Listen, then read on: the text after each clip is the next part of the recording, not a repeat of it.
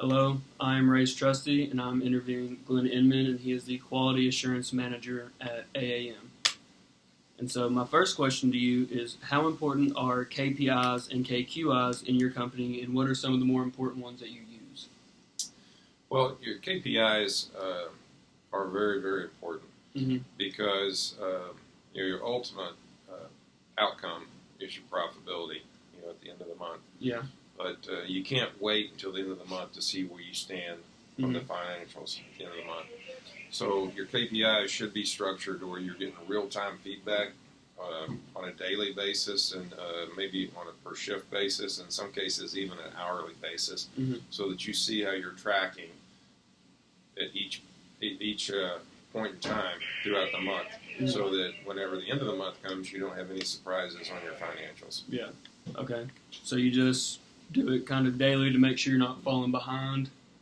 Yeah. You want to make sure that you're on track to where if your KPIs are structured correctly, you know that if you hit all of these KPIs at the end of the month, you're going to meet your ultimate KPI, which is your profitability. Okay. And so for my second question, how effective are supplier scorecards to kind of rate your suppliers? Supplier scorecards are important. It's an industry requirement in the automotive industry to use supplier scorecards. But my experience with them has been the structuring of those is very, very difficult to get right to where they're really meaningful. We receive scorecards from people that we supply to, and most of them are not that meaningful. Yeah. With regard to logistics, I know that in this past month we received a scorecard back and we had several negative points because of an issue where they hadn't paid their bill on time. Yeah. So they broke contract, so we delayed shipment.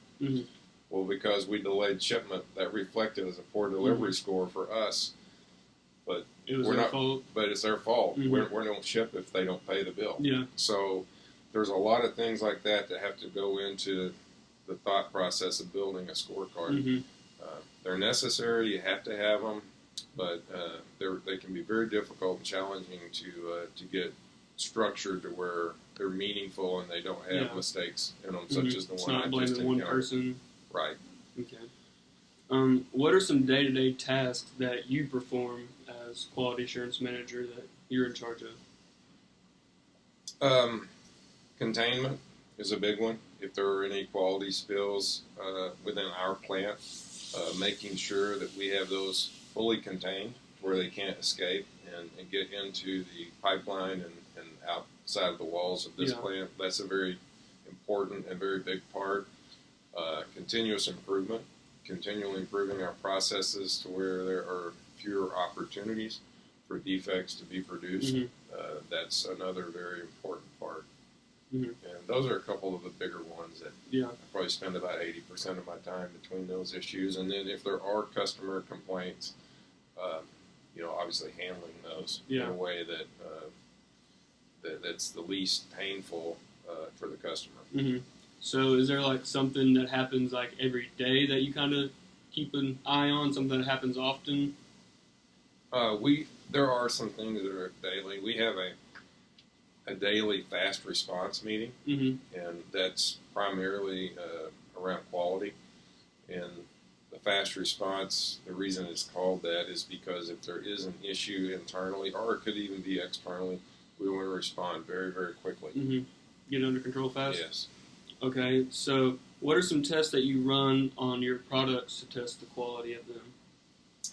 Well, one in manufacturing that's a mistake-proofing device in manufacturing that's very common is called a poke-yoke. Are you familiar with that term? Well, it's a Japanese term, and what it means is mistake-proof. So with any potential failure mode, if at all possible, you want to have a poke-yoke for that particular failure mode. And what a poke-yoke does, it either prevents the defect from being made to start with, or if it is made, prevents it from shipping. Okay.